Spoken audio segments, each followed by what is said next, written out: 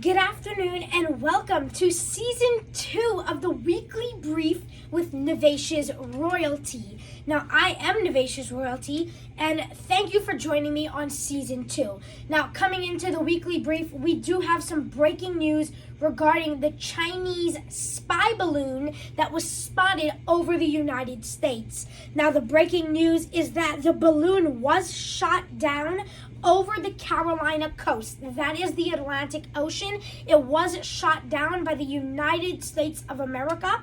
Now, originally, we all know that President Biden had wanted the balloon from China to be shot down, but after close advisory from defense officials such as Secretary of Defense Lloyd Austin, he was advised not to order a shoot down on the Chinese spy balloon. Now, on Friday, China acknowledged that a high altitude balloon spotted this week over Montana does in fact belong to Beijing. Now, Beijing was supposed to be receiving a high United States visit from Secretary of State Antony Blinken, but Blinken postponed his trip to Beijing, China, following the balloon discovery. Now, he referred to the airship as a civilian device, as China said that it was used for scientific research of such as meteorology. So China is saying that this balloon that was spotted first in Montana on U.S. land is for meteorology, so to see weather. But it referred to using for scientific research. So a senior defense official told President Biden on Thursday that the Defense Department was confident that it was in fact a Chinese surveillance balloon, meaning it was meant to spy on the U.S. land. Now, the balloon was spotted in 3 different U.S. land spaces. Now, it was spotted in Montana, where it was originally found. It then went to Kansas City in Missouri, later being able to find in North Carolina and parts of South Carolina. So, according to a statement by the Chinese Foreign Ministry, the airship was affected by westerly wind. So, the Chinese government is saying that the airship, the one that they're saying is used for meteorology, was in fact forced by the westerly wind. But U.S. officials for the Department of Defense have denied that and said it was a spying surveillance balloon. Now, again, the balloon was flying at an altitude about 66,000 feet, according to a U.S. official. It can be maneuvered, but it is also subject to jet stream, which could eventually push it out of U.S. airspace, the official said. The balloon was moving closer to sea, and that is how U.S. officials began to make a plan or a blueprint to shoot the balloon down. Now, yesterday, the National Weather Service in Kansas City tweeted that it had received several reports across northwest Missouri, and they advised not to call 911.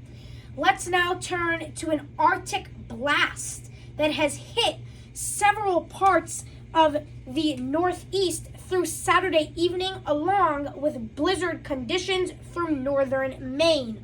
Forecasters have warned dangerous cold wind chill temperatures. This is an Arctic blast similar to the one we received around Christmas time. Temperatures will be 10 to 30 degrees below average parts of northeast. Wind chill warnings and advisories are across New York State and New England, it said. The worst is expected to hit New England and Maine. The Weather Service added that high winds could bring power outages and damage property over the northern Rocky Mountain front and high plains. Now, it comes as temperatures previously brought low power to the people at New Hampshire's Mount Washington Observatory, where it suffered a wind chill today of minus or negative 10 degrees Fahrenheit. That is one of the coldest temperatures recorded in Mount Washington's history. That is in New Hampshire. Okay? So in Southwick, Massachusetts, just outside of Springfield, Massachusetts, a storm is blamed in the death of an infant who was killed when winds knocked down a tree that fell and struck the vehicle the baby was in. The 23-year-old mother of the infant sustained serious injuries but did not be deceased. The baby's gender and age were not immediately available to result. Now let's turn to some sad news. Let's turn to the Tyre Nichols case. An additional Memphis police officer has been fired after the death of Tyre Nichols, a 29-year-old man who died after he was beaten by officers last month, police said Friday. Officer Preston Hemphill, who had been relieved of duty, was departmentally charged and terminated of his contract for violations that, quote, include personal conduct, truthfulness, and violating rules regarding a taser stun device, police said in a statement of the Memphis Police Department. Departmental charges are not the same as criminal charges, and he has not been charged with a crime. 5 other Memphis police officers were fired and criminally charged with second-degree murder and other counts after the aggressive traffic stop and later beating of Nichols on January 7th. The attorney of Tyre Nichols' family is indeed attorney Ben Crump, severally familiar to the face of the news media, as everybody knows him for these type of cases. So, very sad story there, and we are sending our love to the Nichols family. Now, let's turn to entertainment. Let's turn to the scene, right? So, this Sunday is the Grammys, right?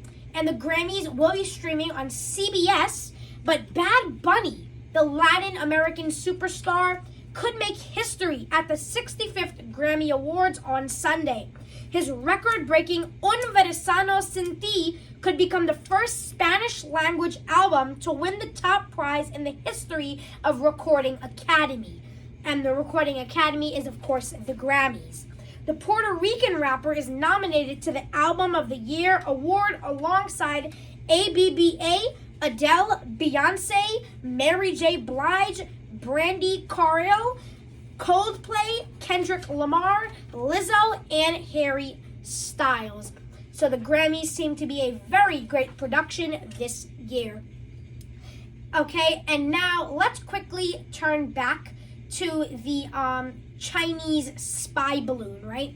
So we want to give you some more details. We didn't want to stick on that story for too long, but we want to give you some more details on that spy balloon. So meteorologist Ryan Tricolette estimated the balloon's trajectory based on NOAA models that simulate the trajectory of substances transported through the atmosphere. The balloon's future path, he tweeted, is, quote, highly dependent on altitude, which is unknown, right? So the altitude of 15 kilometers, about 49,000 feet above sea level, over 65,000 feet, means it heads towards southeast coast. And around 25 kilometers, over 82,000 feet, it hoaks back west. So indeed, it did go about 25 kilometers, over 82,000 feet of altitude, and did head back west to the Carolina coast to be shot down by the U.S. Defense Department. So, of course, we will be keeping you updated with that story. So please visit our website, nnnews.org, for any other breaking news on that story. And please have a great week ahead. Please subscribe to our YouTube channel, Navacious Royalty. NAVESH Royalty, ROYALTY. That's the only way you can see this video. So if you're seeing this video, please scroll down and hit the subscribe button and hit the notification bell so you stay updated every week when we post a video. You heard me. I am now officially becoming a weekly content advisor, and I'm honored to be posting videos weekly, and I promise that I will keep posting videos every week. So I will see you next week on next week's video for Niveish's Royalty. Thank you for joining me. Please subscribe, hit the notification bell, and please follow us on social media. Okay? Our social media, our YouTube, our Facebook is Niveish's Royalty. Our Instagram is Niveish's Royalty. Our Twitter news account is NNNews.org. And our YouTube channel is Niveish's Royalty. So everything will be in the description below. And if you have any questions, please comment and give us ideas. If you have any videos that you would like to see in the future, just let us know. I'll think about it and we will definitely respond to you. So thank you. Have a great week ahead and stay tuned. Thank you and have a great day.